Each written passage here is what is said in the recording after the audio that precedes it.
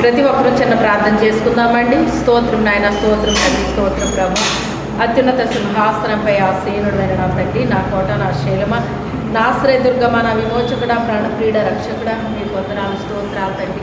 దయగల ప్రభు, కృపగల తండ్రి, మీకే వేలాది వందనాలు స్తోత్రాలు తండ్రి. నాయన ఈ యొక్క నా ప్రభు నాయన, ఈ యొక్క సంవత్సరంలో నాయన, ఈ చివరి రోజుల్లో నా తండ్రి నాయన, మీ యొక్క జన్మదినాన్ని ప్రభువా జ్ఞాపకం చేసుకుంటూ ప్రపంచమంతా కూడా ప్రభువా నాయన మరి ఎంతో ఘనమైన పండుగలుగా జరుపుకుంటూ ఉన్నారు ప్రభువా తండ్రి. ఈ రోజుని నాయన ఈ చిన్ని మంద మేము కూడా ప్రభువా తండ్రి నాయన వారితో కలిసి నాయన ప్రభువా నాయన మేము కూడా నీ మందిరంలో నాయన చేరి నా తండ్రి ఎంతవరకు నీ బిడ్డలందరూ నిన్ను స్తుతించారు, ఆరాధించారు, గణపరిచారు, మహింపరిచారు తండ్రి నాయన. ఈ సమయంలో నీ యొక్క మాటలు కొన్ని మేము వినాలని ఆశపడుతూ ఉన్నాం తండ్రి. మీరే మాతో మాట్లాడండి దేవా, సహాయం చేయకండి. ఈ దీనురాలు మరుగుపరిచి మాట్లాడండి, ఆత్మకార్యం జరిగించు నాయన, సహాయం చేయతండి. పరిశుద్ధాత్మ దేవుడా మీరే కార్యం చేయండి. దయగల తండ్రి, కృపగల నాయన మీకే స్తోత్రాలు చెల్లించుకుంటూ యేసు అతి పరిశుద్ధ నామములో అడిగి వేడుకొనుచున్నాము తండ్రి, ఆమేన్.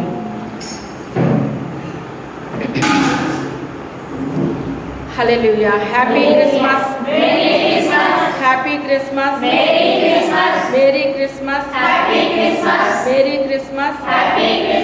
Mary merry Christmas, happy happy Christmas. అందరికీ హ్యాపీ క్రిస్మస్. సరే, మంచిది. జన్మదినము అంటే సహజంగా ఎవరు జరుపుకుంటారండి? పుట్టిన ప్రతి ఒక్కరూ జరుపుకోరు. మీరు జరుపుకుంటున్నారా? మరి అది ఏదో కొద్దో గొప్ప జరుపుకుంటారు, అంతే కదా. కానీ ఏది ఏమైనప్పటికైనా ప్రపంచమంతా జరిపేది ఏ క్రిస్మస్, ఏ పుట్టినరోజు అండి? యేసు క్రీస్తు ప్రభు వారి యొక్క పుట్టినరోజుని ప్రపంచమంతా జరుపుతుందండి. ఒక ఊరు కాదు, ఒక పట్టణము కాదు, ఒక జిల్లా కాదు, ఒక రాష్ట్రం కాదు, ఒక దేశం కాదు, ప్రపంచమంతా ఒక్క పుట్టినరోజు జరిపేది యేసు క్రీస్తు ప్రభు వారి యొక్క పుట్టినరోజు మాత్రమే జరుపుతారన్నమాట అండి. ఏంటండి ఆయన పుట్టినరోజుకి ఎంత ఇంపార్టెంట్ ఏంటి అసలు అని మనం ఆలోచిస్తే అండి, ఆయన మరి ఆది కాండంలోనే ప్రతి సంవత్సరం మనం మాట్లాడుకుంటాం ఈ విషయాలు. నేను టూకీగా చెప్పేస్తాను. మరి దేవుడు సృష్టికర్త అయిన, సకల సృష్టికర్త అయిన, సార్వభౌముడు, అల్ఫయు ఒమేగయు ఆయనే, ఆది సంభూతుడు ఆయనే, ఆది అంతము కూడా లేని దేవుడు ఆయన. ఇక ఆయన ఒక్క మాటలో ఏమని చెప్పాడు అంటే యెషయా 45:22లో నేనే దేవుడను, మరి ఏ దేవుడు కూడా లేడు, నేనే నేనే అన్నాడు ఆయన. అందుకని మరి మనమందరం కూడా ఆయనే దేవుడని మనం నమ్ముతున్నాం, అవునా కదా? అవునన్న వాళ్ళు అందరూ హల్లెలూయా చెప్పండి కదా. అందరూ నమ్ముతున్నాం.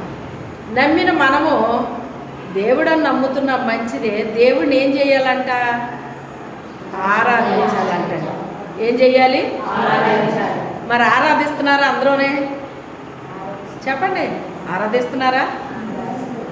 ఆదివారం వచ్చా ఆయన ఎలాగ ఆరాధించాలంట? ఆత్మతోనూ సత్యముతోనూ ఆరాధించే వాళ్ళకి కావాలని దేవుడు కోరుకుంటున్నాడంట. ఆయన ఆరాధించే వాళ్ళు ఎలా ఆరాధించాలంటండి? ఆత్మతోనూ సత్యముతోనూ ఆరాధించాలని కోరుకుంటున్నాడటండి. కానీ ఆరాధిస్తున్నారు, కానీ ఆత్మతో సత్యముతో ఆరాధించే వాళ్ళు చాలా తక్కువ మంది ఉన్నారన్నమాట అండి. దేవుని మహాకృపను బట్టి ఈ కడవరి దినాలలో పెరుగుతున్నారు. ఏం చేస్తున్నారండి? పెరుగుతున్నారన్నమాట అండి.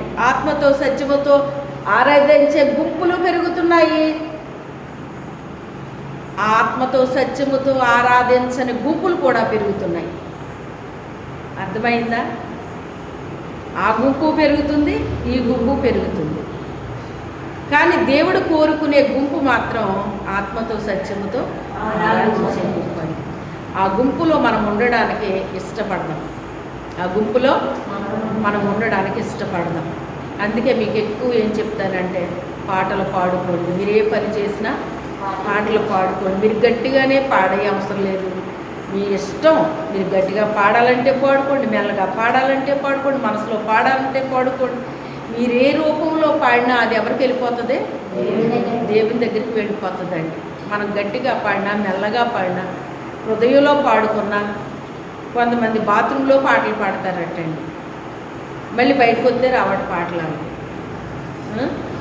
ఏది ఏమైనప్పటికైనా పాటలు అనేటువంటివి మన మనసుతో ఎప్పుడైతే మనం స్తుతిస్తున్నామో ఆయనకి చాలా ఇష్టమైపోతుంది అనమాట అండి.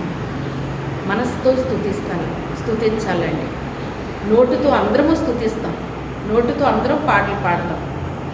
నోటుతో పాడే పాటల టైం వేరుగా ఉంటుంది, మనసుతో పాడే టైం వేరుగా ఉంటుంది. ఇప్పుడు మీరు వచ్చి ఒక పాట పాడండి అంటే మీరు మనసులో పాడితే బాగుంటుందా? మైక్లోనే పాడాలి. ఏం చేయాలి? పాడాలి. ఇప్పుడు నేను మనసులో పాడుకుంటాను అంటే బాగోదు. మనసులో పాడే టైం వేరుగా ఉంటుంది. మీరు నలుగురిలో ఉన్నారు, మీకు పాటలు అలవాటు అయిపోయినప్పుడు మనసులో పాడతారు. దానికి మనం అభ్యాసం చేసేస్తే అది పాడకుండా ఉండలేదండి. ఇంకా అది గానం చేయకుండా ఉండలేదు. ఇంకా అది ఏమైపోయింది? అలవాటు అయిపోయింది. అభ్యాసం చేసేసాం. మనం చేసేయాలి. దానికి మన నాలుగుకి ఏది అభ్యాసం చేస్తామో, మనసుకి ఏది అభ్యాసం చేస్తామో అదే అలవాటు పడిపోతుందండి, అదే మాట్లాడుతుంది. అది మనం ఏది చేయడం నేర్పిస్తే అదే చేస్తుంది అన్నమాట అండి. మొదటగా దేవుణ్ణి పుట్టగానే ఏం చేశారండి? ఆరాధించారు. ఆయన ఏం చేశారు? పరలోక సైన్య సమూహ దేవదూతలందరూ కూడా దిగి వచ్చి అక్కడ ఏం చేసినట్టుంది? ఆరాధన చేసినవి అంటండి. నేను ఎప్పుడు అంతగా ఆలోచించలేదు, కానీ ఇప్పుడే నేను జస్ట్ అలా చూస్తున్నాను అనమాట. చూసినప్పుడు నాకు వచ్చిన ఆలోచన ఏంటి అంటే, అక్కడ ఏమని రాయకూడదు? ఆ ఒక్క మాట చదవండి మీరు. పరలోక సైన్య సమూహము ఆ దూతతో కూడా నుండి సర్వోన్నతమైన స్థలములను దేవునికి మహిమయు ఆయనకి ఇష్టమైన మనుషులకు భూమి మీద సమాధానమును కలుగునుగాక అని దేవుని స్తోత్రము చేయించుంది. చాలండి. పరలోక సైన్య సమూహం అంతా కూడా ఆ దూతతో కూడా నుండి అని రాయబడింది. పరలోక సైన్య సమూహం అంటే ఏ సైన్య సమూహం? అది పాటలు పాడే సైన్యం అయి ఉండొచ్చు, పరిశుద్ధుల సైన్యం అయి ఉండొచ్చు, నీతిమంతుల సైన్యం అయి ఉండొచ్చు, శిష్యులు, అలనాడు పనిచేసిన వాళ్ళు ఉన్నారు కదా, పూర్వీకులు, ఆ ప్రవక్తలు, వాళ్ళందరూ కూడా అయి ఉండొచ్చు. భూమి మీదకి ఏదన్నా పని మీద వస్తుంటేనంటండి దూతలో మేము వస్తాం అంటారు. మనం ఎక్కడికన్నా వెళ్ళినప్పుడు చూడండి, పిల్లలు ఏమంటారు? నేను వస్తాను. నువ్వు వెళ్ళిపోతే నేను మానేస్తానేట్రా అంటది పిల్ల. పిల్లని తీసుకెళ్తే పిల్లోడు ఏమంటాడు? నువ్వు వెళ్తే నేను మానేస్తానా అంటాడు పిల్లోడు. అవునా కదా? అంటే పిల్లలు ఏం చేస్తున్నారు? పోటీ పడుతున్నారు. అమ్మ కూడా వెళ్ళాలని, నాన్న కూడా వెళ్ళాలని ఏం చేస్తున్నారు? పోటీ పడుతున్నారు. అలాగే దేవుని యొక్క దూతలు కూడా భూమి మీదకి ఆయన ఆరాధించడానికి వచ్చేటప్పుడు అంట నేను వస్తాను అని అవి ఏం చేసినాయి? ఆ సైన్య సమూహం అంతా దిగొచ్చేసిందంటండి. అంటే గొప్ప రక్షణ భూమి మీదకి వెళ్తుంది. అప్పటి వరకు రక్షణ లేదండి భూమి మీద, మనిషికి రక్షణ లేదు. ఇప్పుడు రక్షకుడని యేసయ్య భూమి మీదకి వస్తున్నాడు అంటే భూమి మీద ఉన్న సర్వలోక ప్రపంచంలో ఉన్న ప్రతి ప్రజకి కూడా రక్షణ ఇవ్వడానికి ఆయన భూమి మీదకి వచ్చేసాడండి. భూమి మీదకి ప్రత్యక్షమైపోయాడు. అపవాది క్రియలను లయపరచడానికి ఆయన భూమి మీదకి వచ్చినట్టుగా, ప్రత్యక్షమైనట్టుగా వాక్యం సెలవిస్తుంది. ఎప్పుడైతే ఆయన వచ్చేసాడో పరలోకం అంతా సంతోషం అయిపోయిందంటండి.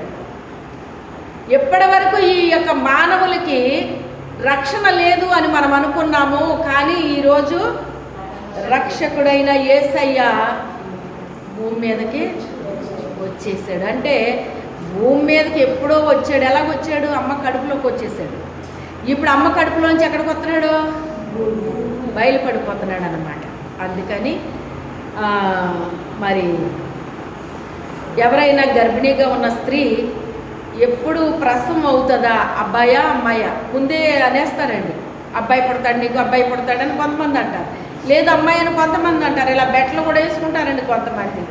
ఏది ఏమైనప్పటికైనా ఆ బిడ్డను చూసేంత వరకు కూడా ఒక రకమైన వారి బంధువులకైనా, ఇంట్లో వాళ్ళకైనా, వీధిలో వాళ్ళకైనా, స్నేహితులకైనా, శ్రేయోభిలాసులకైనా, సంఘస్థులకు కావచ్చు, ఎవరు పుడతారని మరి ఒక ఆరాటం ఉంటుందన్నమాట అండి. ఒక ఆరాటం ఉంటుందన్నమాట. ఆరాటం ఉండి అబ్బాయి పుట్టాడు, అమ్మాయి పుట్టింది అని చెప్పేసి అలా చెప్పుకుంటూ వెళ్ళిపోతారన్నమాట. పల్లెటూరులో అయితే నాకు తెలిసి అబ్బాయి పుట్టేసాడట, అమ్మాయి పుట్టేసిందంట అని లైన్ కట్టేస్తారండి. ఇంక చూడడానికి ఏం చేస్తారు, లైన్ కట్టేస్తారు. ఇప్పుడు హాస్పిటల్లో జరుగుతున్నాయి కనుక హాస్పిటల్కి కూడా వెళ్ళిపోతారండి. మా ఇంటి దగ్గర అయితే, మా అమ్మగారి ఊళ్ళో అయితే ఎంత జనం వెళ్ళిపోతారో అన్నమాట అండి హాస్పిటల్కి. ఇంకా గుంపులుగా వెళ్ళిపోతారన్నమాట. వెళ్ళి చూసి వాళ్ళతో కలిసి ఆనందించి వాళ్ళు తిరిగి వస్తూ ఉంటారన్నమాట. అలా గుంపులుగా వెళ్ళిపోతారన్నమాట అండి. మరి ఒక మనిషి పుడితేనే ఎంత సంతోషం మనకు కలుగుతుంది కదా.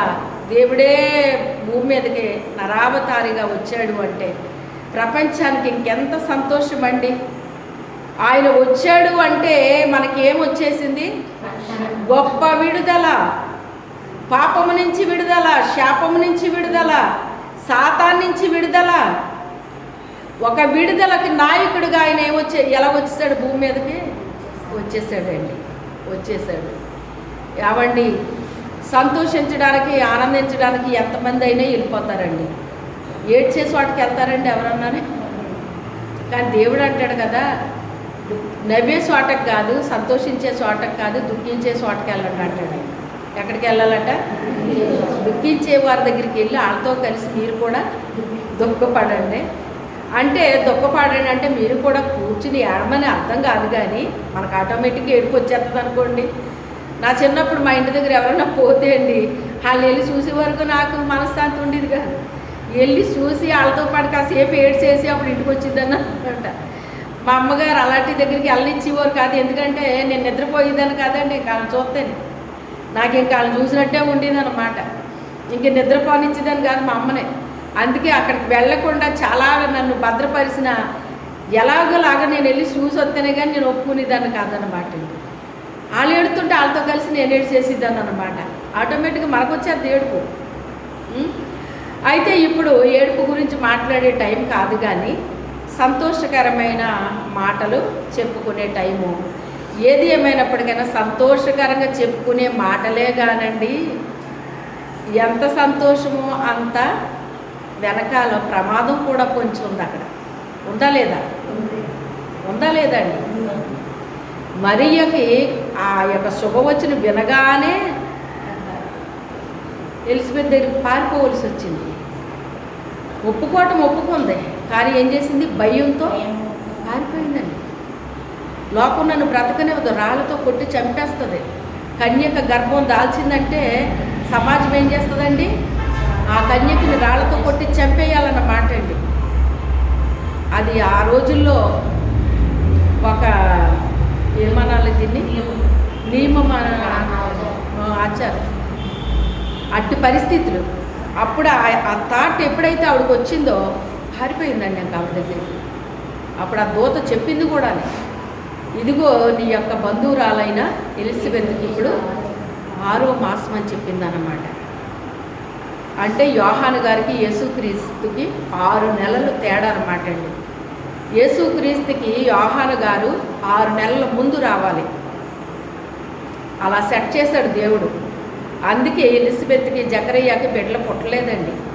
ఆమెను గొడ్రాలుగా అలా ఉంచాడు. అలా గొడ్రాలు అనుకున్నారు అందరూ. గొడ్రాలు కాదావిడ, ఆయన దాచిపెట్టాడు ఆ గర్భాన్ని. ఎప్పుడు కూడా విలువైన వాళ్ళకే విలువైన వ్యక్తిని ఇచ్చాడండి. నాకు అదే ఆలోచన వచ్చిందనమాట ఈరోజు.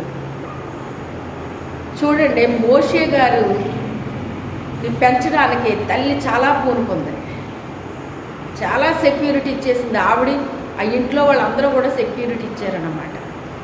అలాగే సమూయేలు గారిని పెంచే విషయంలో సమూయేలు గారి తల్లి చాలా కేర్ తీసుకుందన్నమాట. ఆ రోజుల్లో అలాంటి వాళ్ళందరినీ కూడా పెంచడానికి చాలా మరి మంచి వ్యక్తులు గర్భాల్లో వేసేసాడండి దేవుడు వాళ్ళని. ఎవరైతే బాగా ఆ బిడ్డలను పట్టించుకుంటారో, ఆ బిడ్డల విషయంలో కేర్ తీసుకుంటారో అలాంటి వ్యక్తుల యొక్క గర్భాల్లో వాళ్ళని వేసాడనమాట అండి. చూడండి, యేసేపు గారి విషయంలో తండ్రి తీసుకున్నాడు కేర్, దావీదు గారి విషయంలో తల్లి తీసుకున్న కేర్. అక్కడ దగ్గర పెట్టుకుని పెంచుకోవడానికి లేదు ఆమెకి, కానీ దేవుని దగ్గర ప్రార్థన చేసింది, ప్రభువా ఆ బిడ్డ అడవుల్లో ఉన్నాడు నాయన, బిడ్డ ఎలా కాపాడుతావు తండ్రి, నువ్వే కాపాడు నాయన అని చెప్పి తల్లి చేసిన ప్రార్థన అతను మహారాజు అయిపోయాడు. ఏమైపోయాడు?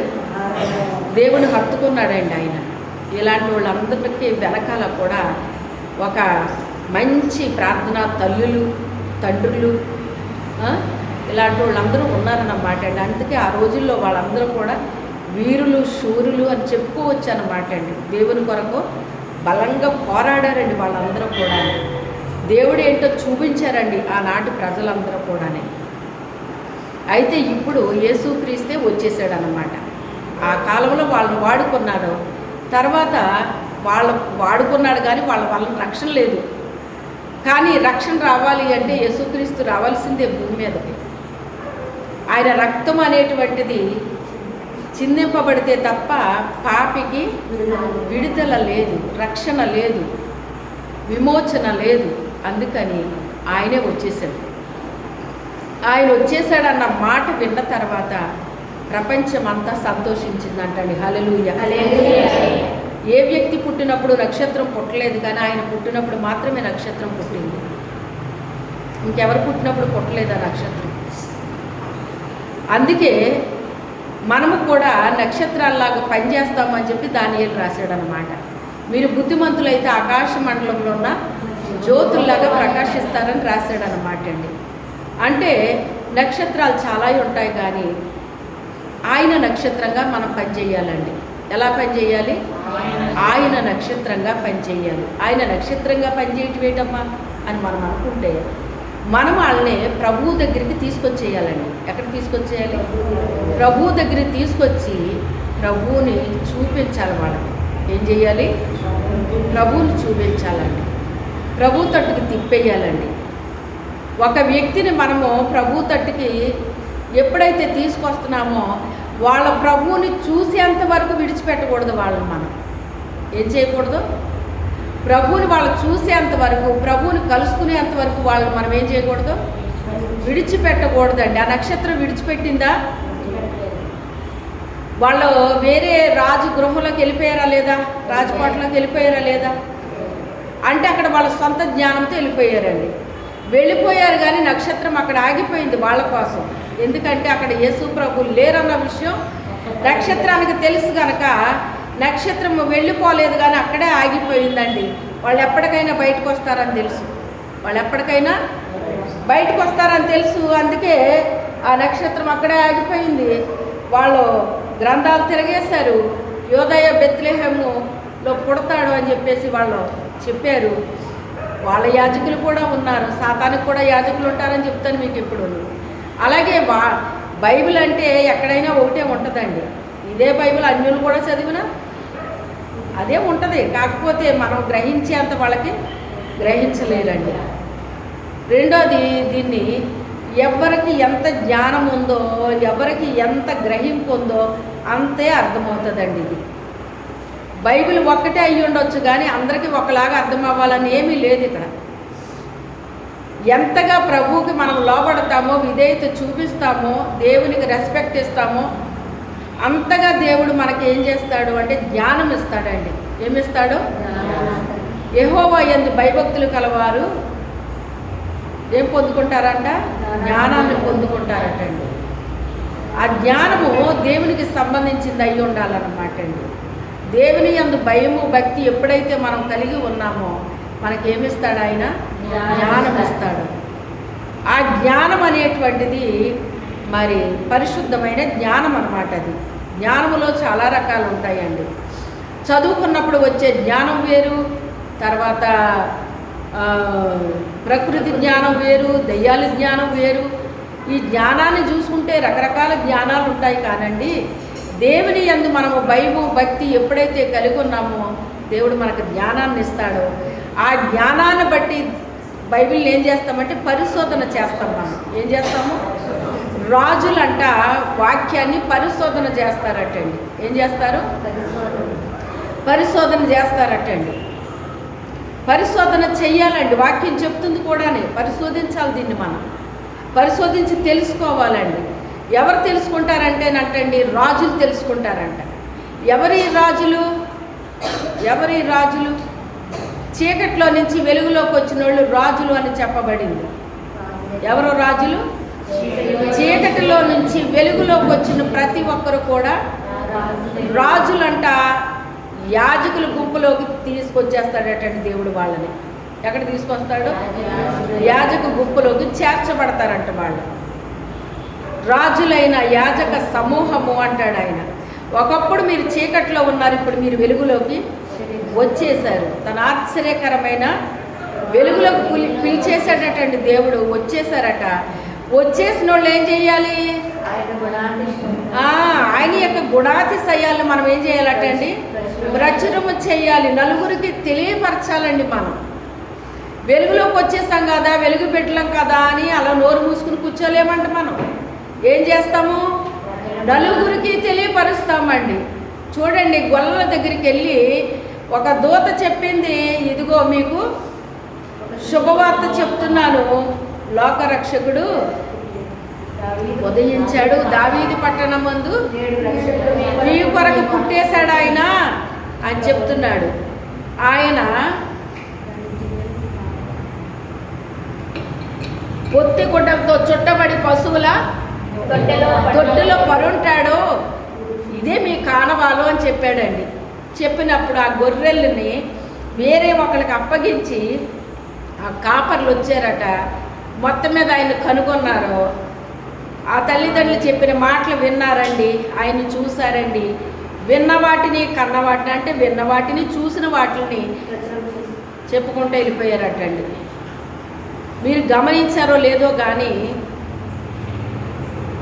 ఎక్కువ చదువుకోని వాళ్ళు అందరికీ చెప్తారా, చదువుకున్న వాళ్ళు అందరికీ చెప్తారా? కదా, ఎవరి ద్వారా ఎక్కువ వెళ్ళిపోద్ది? చదువుకున్న వాళ్ళు ఎప్పుడు చెప్పరు. చదువుకున్న వాళ్ళకి ఇంకా ఏదో ఉంది, ఇంకా ఏదో తెలుసుకోవాలి, ఇంకా ఇది కరెక్టేనా, ఇది అలాగా, ఇది ఎలాగా అనేసి ఎన్నో ఆలోచనలు ఉంటాయండి వాళ్ళకి. చదువుకోని వాళ్ళు అంత ఆలోచన చేయరండి. ఏదైనా చెప్పితే వెంటనే వాళ్ళు ఏం చేస్తారు? వినేసి నమ్మేయటం, చెప్పుకుంటూ వెళ్ళిపోవటం కూడా అయిపోతుందండి. అంత స్పీడ్గా వెళ్ళిపోతుంది వాళ్ళ ద్వారానే. అంటే ఇది ఎలా ఉంటుంది అంటే, మీ ఇంట్లో చిన్ని పిల్లలు ఉంటారే, 2-3 ఏళ్ల వయసు పిల్లలు ఉంటారే, భర్త భార్యలు ఇద్దరు కలిసి ఏదో మాట్లాడుకుంటారు. ఈ మాట అప్పుడే బయట ఎక్కడో ఉంటుంది ఆ మాట. ఎందుకని? మా అమ్మ ఎలా అంటుంది, మా నాన్న ఎలా అంటున్నాడు, మీకు తెలుసా అని వాళ్ళకి తెలిసింది ఏదో చెప్పేస్తారు. వాళ్ళకి వెళ్ళిపోయి వీళ్ళు ఇంకా చెప్పరు, మీరు ఎలాగంట కదా అంటారు వాళ్ళు బయటికి వెళ్ళేటప్పటికి.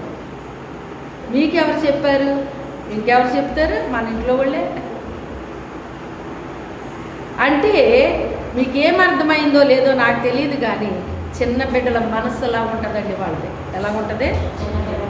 చిన్న బిడ్డల మనస్సు కలిగి వాళ్ళు ఏదైతే విన్నారో దేవుని గురించి అది అందరికీ కూడా స్ప్రెడ్ అయిపోద్ది అనమాట అండి. చాలా ఈజీగా స్ప్రెడ్ అయిపోద్ది వారి ద్వారా. జ్ఞానులు ఉన్నారండి, వాళ్ళ చూసిందేమో నక్షత్రాన్ని ఫాలో అయ్యారండి. మరి ఫాలో అయినప్పుడు ఆ నక్షత్రం కూడా వెళ్ళాలి కదా, వాళ్ళు వెళ్ళారండి. మరి ఎక్కడ పోయారు? మధ్యలో వీళ్ళ జ్ఞానం వచ్చింది. ఏమొచ్చింది? వీళ్ళ జ్ఞానం అడ్డొచ్చేసిందండి. అడ్డొచ్చేసి వాళ్ళ జ్ఞాన ప్రకారంగా, వాళ్ళ తెలివితేటల ప్రకారంగా రాజు అంటూ పుడితే ఎక్కడ పుడతాడో? రాజకోటలో పుడతాడని హేరోదు రాజు ఇంట్లో కోటలోకి పోయారు. వెళ్ళిపోతే అక్కడ పుట్టాడు ఆయన, పుట్టలేదు. అప్పుడు అరే ఏట్రా ఏదో రాజు పుట్టాడంటారు ఏటేళ్ళు గ్రంథాలు తిరగైండి రా అన్నాడు యాజకులు పిలిచి. ఆయనకి ఉన్నారు కదా యాజకులు, సాతానికి కూడా యాజకులు ఉంటారండి. అప్పుడు యోధా బెత్లెహేమ, నువ్వు యోధా ప్రధానులు ఎంత మాత్రము అల్పమైన దాను కాదని ఉంది అయ్యగారు ఇందులోని అన్నాడు. అయితే యోధాలో పుట్టి ఉంటాడు ఆయన అని చెప్పేసి అనేటప్పటికీ ఇక్కడ ప్రభువు తన దూతను పంపించి, ఇదిగో ఈ శిశువును చంపడానికి హేరోదు రాజు ప్లాన్ వేసేసాడు అక్కడ, అందుకని మీరు ఉన్న పాటని శిశువుని తీసుకుని ఐగుప్తుకి వెళ్ళిపోండి, నేను మళ్ళీ చెప్తాను అప్పుడు వద్దురు కానీ మీరు అంటాడు ఆయన. ఏమన్నాడు అక్కడ, ఏమని రాయబడిందో తెలుసా? శిశువుని తీసుకుని పారిపోయిరి అని ఉంటుంది అక్కడ. పారిపోయిరి అంటే పారిపోవడం అనేటువంటి మాట అది మనం ఎలా తీసుకోవాలి అంటే, పరిగెత్తుకుని పారిపోతారు కదా, అంత భయంతో వాళ్ళు ఈ శిశువుని ఎలాగైనా మనం కాపాడాలి, ఈ గొప్ప బిడ్డని మనకిచ్చాడు కదా ఈయన, మన కడుపులో ఉంచాడు కదా ఈయన్ని కాపాడాల్సిన బాధ్యత మనకు ఉంది అని చెప్పేసి వాళ్ళ శిశువుని తీసుకుని అంత రాత్రికి రాత్రే వాళ్ళు ఏం చేశారండి, ప్రయాణమై వెళ్ళిపోయారు. అంటే ఒక పరిగెత్తి పారిపోయిన వ్యక్తి ఎలా వెళ్తాడో అట్టి రీతికి అంత వేగంగా వెళ్ళిపోయారు అనమాట అండి. అది దాని అర్థం, వెళ్ళిపోయారు అంటే ఆ బిడ్డని ఎంత కాపాడుతున్నారో ఆ తల్లిదండ్రి మీరు ఆలోచన చెయ్యండి. ఆ తర్వాత వీళ్ళందరూ వచ్చి ఈ పాటికి 2 సంవత్సరాలు లోపు ఉండొచ్చు, సంవత్సరం దాటేస్తుంది, 2 సంవత్సరాల లోపు వచ్చి ఉంటుంది ఆ అబ్బాయికి. కానీ జ్ఞానుల్ని వెనక్కి వచ్చి మాకు చెప్పండిరా, మేము కూడా ఆయన ఆరాధిస్తాం వెళ్ళని చెప్తే వీళ్ళు రాలేదు, మనల్ని మోసం చేశారు వీళ్ళు అని చెప్పేసి హేరోదు రాజు ఏం చేశాడు, ఈ ప్రజలను పంపించాడు అన్నమాట అండి. ఆ జ్ఞానులు అక్కడి నుంచి బయటకు వచ్చారు, ఆ నక్షత్రం అక్కడే ఉంది వాళ్ళ కోసం, మరలా ఇప్పుడు ఆ నక్షత్రాన్ని వెంబడించారని ఉంది. ఇప్పుడు ముందెళ్ళలేదటండి, నక్షత్రం ముందు వెళ్తుంటే ఇప్పుడు వెంబడించారనమాట, వెనక్కి వచ్చేసారు ఇప్పుడు అండి. మన పిల్లలు కూడా అంతేనండి, మనం ఎక్కడికన్నా పిల్లలు తీసుకెళ్తున్నాం అనుకోండి, మనకంటే ముందు నడుస్తూ ఉంటారు వాళ్ళు కదా, ఏదన్నా ఎదురు రానివ్వండి అప్పుడు మెల్లగా వెనక్కి వచ్చేస్తారు. ఎందుకని,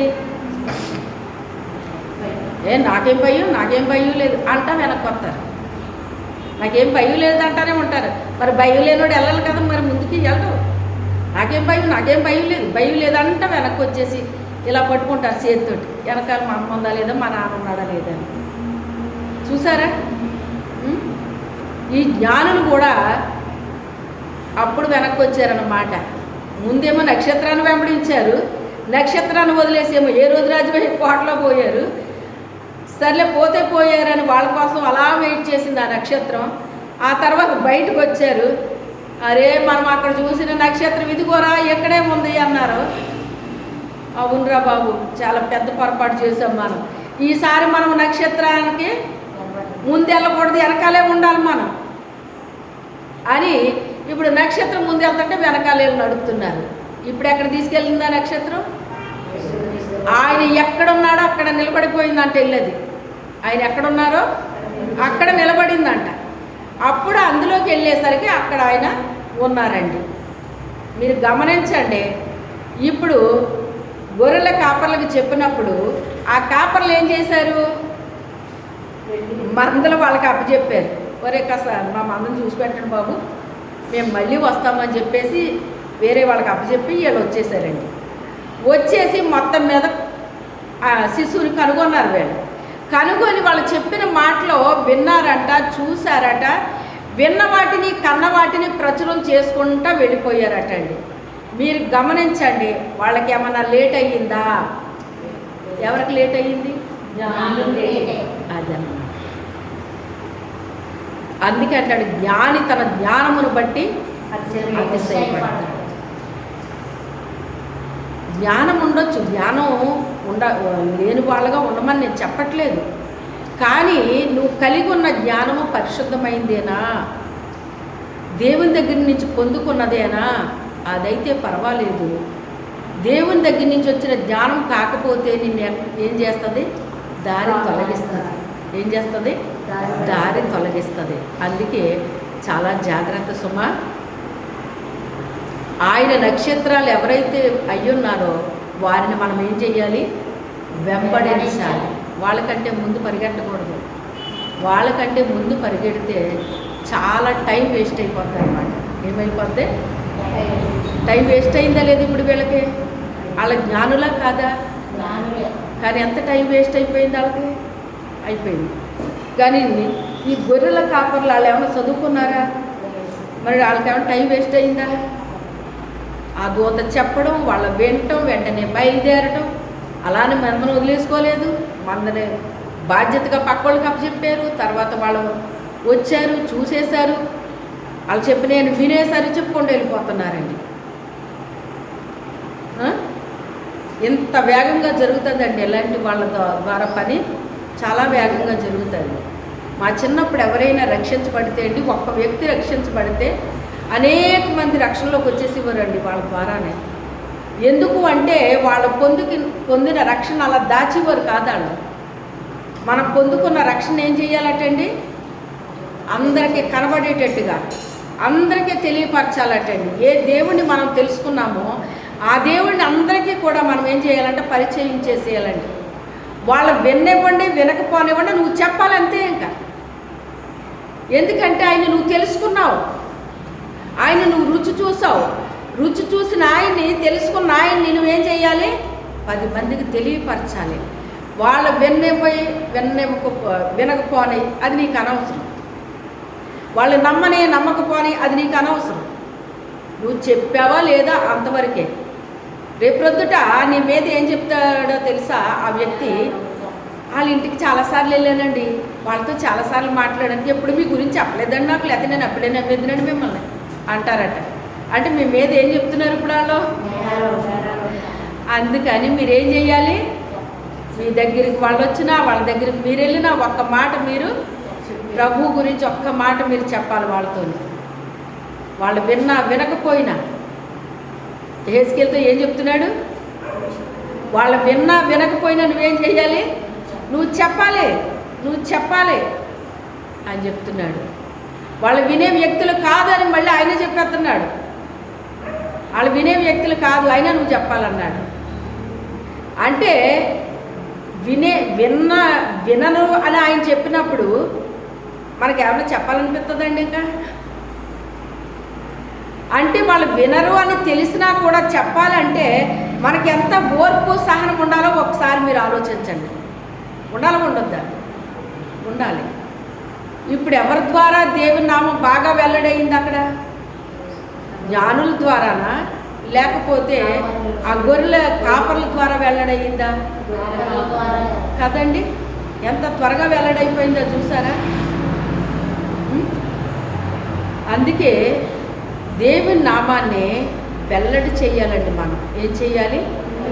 వెల్లడి చెయ్యాలి. నీ సొంత పని మీద వెళ్ళినా, ఏ పని మీద నువ్వు వెళ్ళినా, నువ్వు ఎక్కడికి వెళ్ళినా, ఎవరు నీ దగ్గరికి వచ్చినా ఒక్క మాట అయినా నువ్వు వాళ్ళతో చెప్పకుండా వదలకూడదు.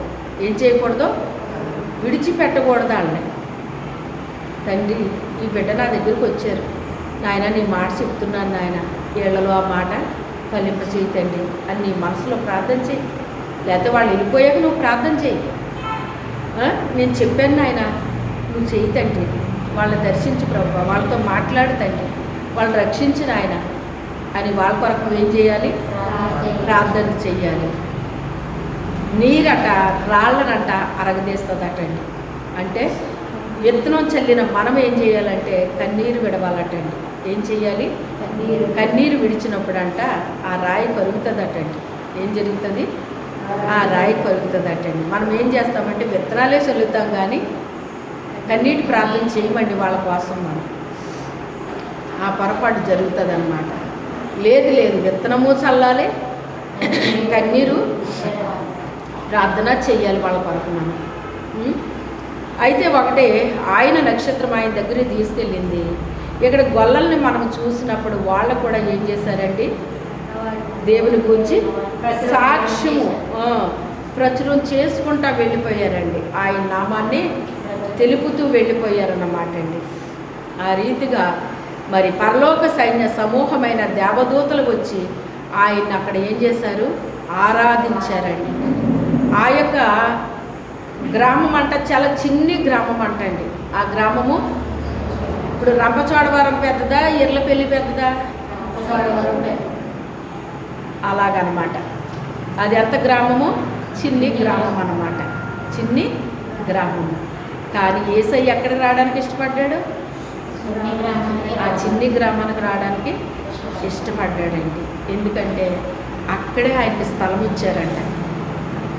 ఆయన అంటాడు కదా, నాకు స్థలం ఇయ్యుడి. ఏమంటున్నాడు ఆయన? నాకు స్థలం ఇయ్యుడి. ఆ స్థలము పట్టణాల్లో ఇవ్వలేదటండి, కనీసం సత్రంలో కూడా దొరకలేదటండి. ఆయన పరుండి పెడదామంటే సత్రంలో కూడా స్థలం దొరకలేదంట.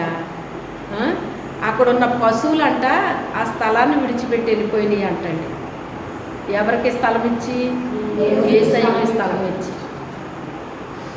ఆ యేసయ్యని ఇక్కడ పడుకోబెట్టండి, మేమే బయటికి వెళ్ళిపోతాము అని వెళ్ళిపోయినాయి అటండి. అవి నిజంగా ఎంత శ్రేష్టమైన ఆ జంతువులు కూడానండి. ఆలోచించండి మీరు. ఆ సత్రంలో వారికి స్థలము లేనందున అన్నాడు అని రాయబడిందంటే, అది సత్రం అంటే ఎవరైనా వచ్చి ఉండొచ్చు అనమాట అండి. అక్కడ ఎవరైనా వచ్చి ఉండొచ్చు అనమాట. కానీ ఎవరు ఉండడానికి ఖాళీ లేదు అక్కడ. యేసయ్య ఉండడానికి ఖాళీ లేదు. ఈ రోజున కూడా యేసయ్య నీ హృదయంలోకి వస్తానమ్మా అంటే, అబ్బే నా హృదయంలో స్థలం లేదండి, ఎక్కడన్నా చూసుకోండి, వాళ్ళైతే మీకు బాగుంటుందండి, వీళ్ళైతే మీకు బాగుంటుందండి అని చెప్పేవాళ్ళే కానీ, అయ్యా నా హృదయంలోకి రా, అయ్యా నా హృదయంలో నివసించయ్యా అని అన్నవాళ్ళు ఉన్నారండి ఈ రోజుని. వాళ్ళైతే నీ సువార్త బాగా చేస్తారు, వీళ్ళైతే నీ సువార్త బాగా చేస్తారు, వాళ్ళైతే మంచి జ్ఞానం ఉంది వాళ్ళకి, వీళ్ళైతే మంచి తెలివైన వాళ్ళు అని చెప్తున్నారు. కానీ ఆ పని నేనే ఎందుకు చేయకూడదో అనే ఆలోచన ఎవరికైనా ఉందండి ఈ రోజుని? స్థలం ఇస్తున్నారా యేసయ్యకి? ఆ రోజున ఏం జరిగిందో ఇప్పుడు అదే జరుగుతుంది. ఎంతమంది ఇస్తున్నారు ఆయనకి స్థలాన్ని? ఈ రోజున ఈ వీధుల్లో సువార్త ప్రకటించే వాళ్ళు కూడా ఎవరు ప్రకటిస్తున్నారో చూస్తున్నారా మీరు? ఆయనే దేవుడు, ఆయన్నే మీరు నమ్ముకోండి, ఆయనే రక్షకుడు, ఆయన వల్లే మీకు విడుదల ఉంది, రక్షణ ఉంది, ఆయన అంగీకరించండి అని ఎలుగెత్తి గొంతెత్తి వాళ్ళు చాటి చెప్తున్నారన్నమాట. వాళ్ళకి తిండి లేక, ఉండడానికి ఇల్లు లేక, లేకపోతే ఏమి లేక అలాగే వీధుల్లో వాళ్ళు ప్రచురం చేస్తున్నారండి. ఆలోచించండి, అవునా కాదా? వాళ్ళు ఆ రీతిగా చేస్తుంటే నా చిన్న వయసు అంతా గుర్తొస్తుందండి నాకు. బాప్తీసాలకు వెళ్ళినప్పుడు ఇక్కడి నుంచి రంపచోడవరం దూరం నడిచిపోళ్ళమండి. అక్కడ ఉండేది పెద్ద కాలువ, అక్కడ ఇచ్చేవారు బాప్తీసాలు. ఇక్కడి నుంచి ఆ రంపచోడవరం దూరం చప్పట్లు కొట్టుకుంటా, పాటలు పాడుకుంటా, ఇలాంటి మగపిల్లలేమో డ్రమ్ములు మెడకి తగిలించుకొని డ్రమ్ము వాయిస్తూ, కంజిలు వాయిస్తూ, మరి మురాకాయలు వాయిస్తూ, తాళాలు కొడతా వెళ్తుంటే వీధిలో అందరూ ఇళ్లలో వాళ్ళు బయటకు వచ్చేసి ఏం జరుగుతుందా అని చూసేవారు అన్నమాట అండి. అలా వెళ్ళేటప్పుడు ఆ రీతిగా మేము పాడుకుంటా వెళ్ళేవాళ్ళం, వచ్చేటప్పుడు కూడా మేము పాడుకుంటూ వచ్చేవాళ్ళం అన్నమాట అండి. అది నాకు గుర్తొస్తుంది ఆ చిన్న వయసులో. ప్రభు ఆ వయసులోనే ఈ రీతిగా నీ కొరకు వీధుల్లో పాటలు పాడి వెళ్ళే భాగ్యాన్ని నాకు ఇచ్చావు తండ్రి, నీకు స్తోత్రాలు తండ్రి నాయన అనేసి నాకు ఆ చిన్న వయసు నా జ్ఞాపకం వస్తుంది అన్నమాట అండి. అలాంటి వాళ్ళు చూస్తుంటే దేవుని మాట చెప్పాలని ఎంతో ఆశ, తృష్ణ నా హృదయంలో ఉండేదండి. నా స్నేహితులకి చెప్పేదాన్ని, ఇలాగా అనేక మందికి ప్రచురం చేసేదాన్ని అన్నమాట అండి. చుట్టాల ఇంటికి వెళ్తే చుట్టాలకి చెప్పడం, అక్కడ ఆయన నామాన్ని వెల్లడి చేయడం. ఒక రకంగా చెప్పాలంటేనంట మనం అడుగుపెట్టే ప్రదేశంలోనంట అండి భూకంపం వస్తుందంట. భూకంపం అంటే ఏంటో తెలుసా? అదురుతుంది అన్నమాట. ఏమవుతుంది? కంపిస్తుంది.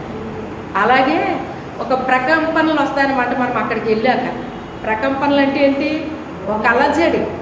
ఏమొస్తుంది? ఒక అలజడి, ఒక ఏంటది కథలకు వస్తుంది అన్నమాట అండి. అక్కడికి మనం అడుగుపెట్టిన స్థలంలో ఎవరో నాకు సంబంధం లేని ఆ వ్యక్తి ఇక్కడ అడుగు పెట్టారని ఎవరికి వస్తుంది కలవరం? అక్కడ ఎవరు ఏలుబడి చేస్తున్నారో వాళ్ళకి కలవరం వచ్చేస్తుందండి. అప్పుడు కూడా ఎవరికి వచ్చింది కలవరం? హేరోదు రాజుకి కలవరం రాలేదా? ఎవరో మహాచక్రవర్తి పుట్టాడంటే అంటే చక్రవర్తి పుట్టాడా? ఎక్కడ పుట్టాడు? మా ఇంట్లో పుట్టలేదే అని ఆయనకి ఏమొచ్చిందంట? కలవరం వచ్చిందంట అండి. ఆయన పుట్టాడన్న వార్త వింటేనే కలవరం వచ్చేసిందంట. హల్లెలూయా. అదే రీతిగా మనం అడుగు పెట్టే స్థలంలో కూడా ఏమొస్తుందో తెలుసా? కలవరం వస్తుంది. అక్కడ ఏలుబడి చేస్తున్న దుష్ట శక్తికి ఏమొస్తుందో తెలుసా? కలవరం వస్తుంది. మీకు చెప్పాను, ఇక్కడికి రాకముందే ఇక్కడ ఇద్దరున్నారు చేతబళ్ళు చేసేవాళ్ళని ప్రభు నాకు తెలియపరిచారండి. ఇక్కడికి రాలేదు ఇంకా మేము, అప్పుడు మందిర స్థలం తీసుకోలేదు మేము ఇంకా. కానీ నీ మీద ప్రయోగాలు చేస్తారని దేవుడు చూపించాడు. కానీ అవన్నీ విఫలమైపోతాయి అన్నాడు. హల్లెలూయా. మరి విఫలం చేస్తాడా లేదా? మరి ఎప్పుడు వెళ్ళిపోవాలి కదా నేను. మరి వెళ్ళిచ్చాడు ఆయన, వెళ్ళనివ్వలేదు.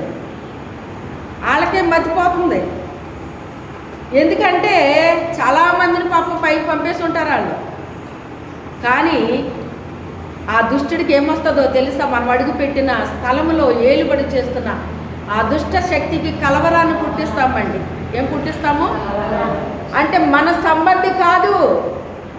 ఇప్పుడు వచ్చిన వ్యక్తి మన సంబంధి కాదు, మనకి విరోధి ఎవరో అడుగు పెట్టారు ఇక్కడ. ప్రార్థనా పనులు ఎక్కడ అడుగు పెడతారో అక్కడ దుష్ట శక్తులకి మండిపోతుందటండి. అవి ఏ ప్రయోగాలు చేసినాయి వర్క్ అవ్వటండి, ఇంకా విఫలమైపోతూ ఉంటాయి అన్నమాట. కలవరం వచ్చేస్తుంది వాటికి.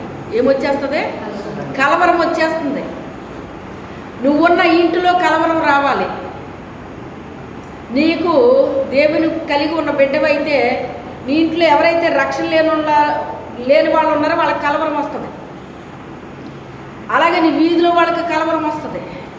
నువ్వున్న ఊళ్ళో వాళ్ళకి కలవరం వస్తుంది. ఏంటి వ్యక్తి ఏంటి అని కలవరం వస్తుంది. వస్తుందా? నువ్వున్న ఇంట్లో వస్తుందా? నువ్వున్న వీధిలో వస్తుందా? నువ్వున్న ఊర్లో వస్తుందా? నువ్వు ఎక్కడికి వెళ్తే అక్కడ వస్తుందా? తప్పకుండా వస్తుంది. మనం వెలుగు బిడ్డలమైతే తప్పకుండా వస్తుందండి. తప్పకుండా వస్తుంది. కలవరం వచ్చేస్తుంది అన్నమాట. సాతానికి కలవరం వస్తుంది, దేవునికి సంతోషం వస్తుంది. నా బిడ్డ నా కొరకు ప్రయాసపడుతున్నారు, నా కొరకు ప్రయాసపడుతున్నారు, నా కొరకు పని చేస్తున్నారు అని దేవుడు మనకి తోడుగా వచ్చేస్తాడండి. ఏం చేస్తాడు దేవుడు? దూరంగా ఉండడు, ఇంకా మనకి దగ్గరికి వచ్చేస్తాడు. మనకి దగ్గరికి వచ్చేసి అనుక్షణం మనల్ని వెన్నంటుంటాడు. ఇంకా ఆయన నిరంతరం ఆయన కాపుదల మనకి ఇచ్చేస్తాడండి. ఆయన మన చుట్టూ వెనక ఆయన ఆవరించి ఉంటాడండి. మన వెనక ముందు ఆయన మహిమను ఉంచుతాడు. హల్లెలూయా. మన ముందు ఆయన ఉంటాడు, మన వెనకాల ఆయన ఉంటాడు. ఇశ్రాయేలీయులు నడుస్తుంటే ముందు ఆయన ఉన్నాడు, వెనకాల ఆయన మహిమ లేదా? వెనక ముందు ఆయన మహిమను ఉంచాడా లేదా? మరి ఎందుకు ఐగుప్తీయులు ఎందుకు వాళ్ళని సమీపించలేకపోయారు? వారి వెనుకటి భాగములో ఆయన తన మహిమతో ఉన్నాడు అక్కడ. అందుకే వాళ్ళని సమీపించలేకపోయారు. మీరు గమనించండి, వాళ్ళ గుర్రాల మీద రథాల మీద వస్తున్నారు, వీళ్ళు కాళ్ళు నడుకుని వెళ్తున్నారు. ఎవరు వేగంగా వెళ్తున్నట్టు ఇప్పుడు? మరి పట్టుకోవాలా లేదా? వాళ్ళని దొరికినోడిని దొరికినట్టు వేసేలా లేదా? మరి దొరకనిచ్చాడా దేవుడు?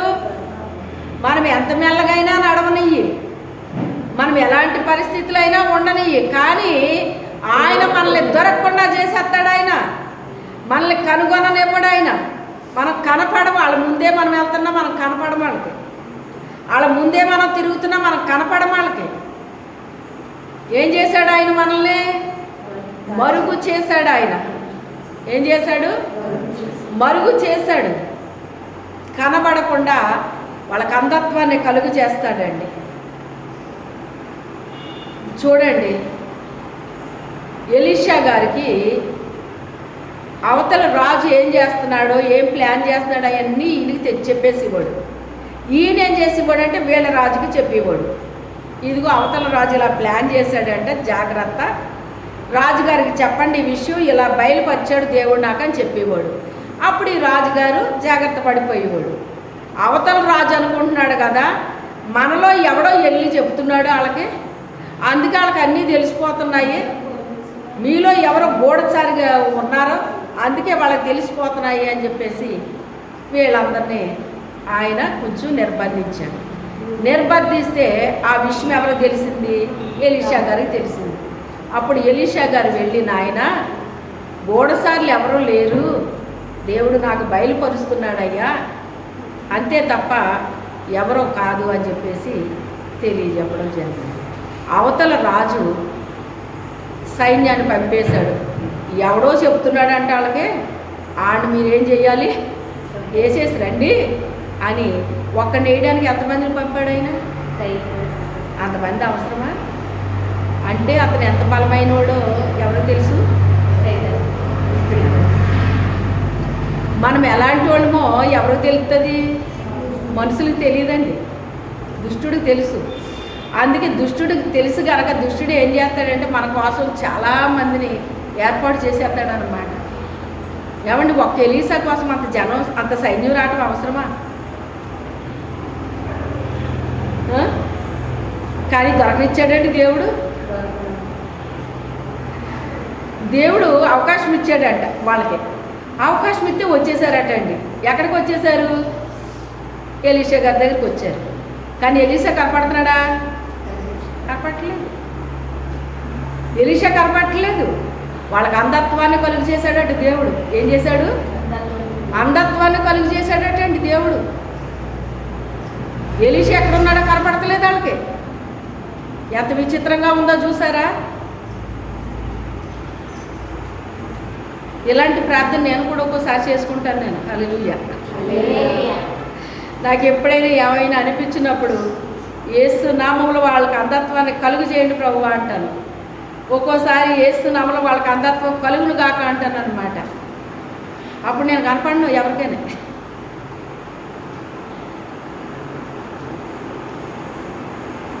ఇదొక రహస్యం అన్నమాట. ఇదొక రహస్యం అండి. కనబడకుండా చేస్తాడు దేవుడు. అప్పుడు రండి నాయన రండి అని ఎక్కడ తీసుకెళ్ళాడు? రాజు దగ్గర తీసుకెళ్ళాడట. యేసు నామములో వీళ్ళు కళ్ళు తెరవబడును గాక అన్నాడంట. కళ్ళు తెరవబడేటికి ఎక్కడున్నారు వీళ్ళు? ఇప్పుడు ఎక్కడున్నట్టంటే వెళ్ళి పులి ముందు నిలబడినట్టు ఉంది పని. బోన్లోకి వెళ్ళి పులి ముందు నిలబడితే ఎలా ఉంటుందండి ఎవరికైనాని? అలా నిలబడినట్టు ఉందన్నమాట వాళ్ళకి. ఇంకెలా ఉంటుంది వాళ్ళ పరిస్థితి ఒక్కసారి మీరు ఆలోచన చెయ్యండి. కానీ అప్పుడు అంటాడు కదా ఎలీషా గారు, వాళ్ళు మన దగ్గరికి వచ్చారు శత్రువులే, కానీ వాళ్ళు ఏమి చేయకురాయినా మంచి భోజనం పెట్టి వాళ్ళు పంపించేయన్నాడు. మంచి భోజనం పెట్టి పంపేశారండి. ఒక్క ఎలీషాని చంపడానికి అంత సైన్యాన్ని పంపించాడు శత్రువు. ఆ సైన్యాన్ని చూసిన గెహాజీ వెళ్ళిపోయాడు. ఇంకేముంది, అయిపోయింది ఈ రోజుతో మన పని అన్నాడు. కానీ ఆయనకి భయం వేసిందా? ప్రభువా వీడు కన్నులు తెరవబడును గాక అన్నాడు. కళ్ళు తెరవబడ్డాయంట. బయటికి వెళ్ళి చూస్తే నాయనా నాయనా వాళ్ళకంటే మన పక్షాన ఉన్నవాళ్ళు అధికులు. ఏమంటున్నాడు? ఎప్పటి వరకు వాళ్ళే చూశాడు, భయపడిపోయాడు. ఇప్పుడు వీళ్ళ పక్షాన్ని ఎలా ఉన్నారంట? వాళ్ళకంటే అధికులు. భూమిలో ఉన్న వాళ్ళకంటే, లోకంలో ఉన్నవాడికంటే మీలో ఉన్నవాడు గొప్పవాడని దేవుడు చెప్పినప్పుడు మరి ఆ గొప్ప దేవుడు మనలో ఉన్నాడని మనకెందుకు గ్రహించలేకపోతున్నాం? అంటే గొప్పవాడు నీలో ఉన్నట్టా లేనట్టా? ఎందుకు భయం వేస్తుంది? గొప్ప దేవుడు నా హృదయంలో ఉంటే నాకెందుకు భయం?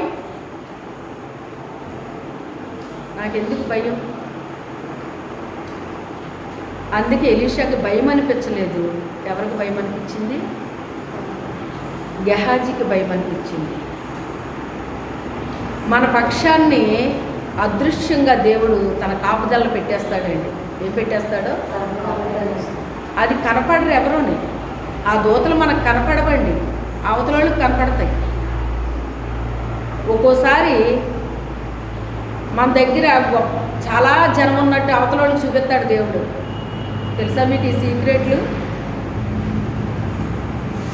మనం ఒంటరిగా ఉన్నట్టు కనపడం అవతలోళ్ళకి, మన దగ్గర మూడు జనం ఉన్నట్టు కనపడుతూ ఉంటారు వాళ్ళకి. అది చేసింది ఎవరో? చాలా రకాల కాపుదలను ఇస్తాడండి దేవుడు తన బిడ్డలకి. చాలా రకాల కాపుదలను ఇస్తాడు.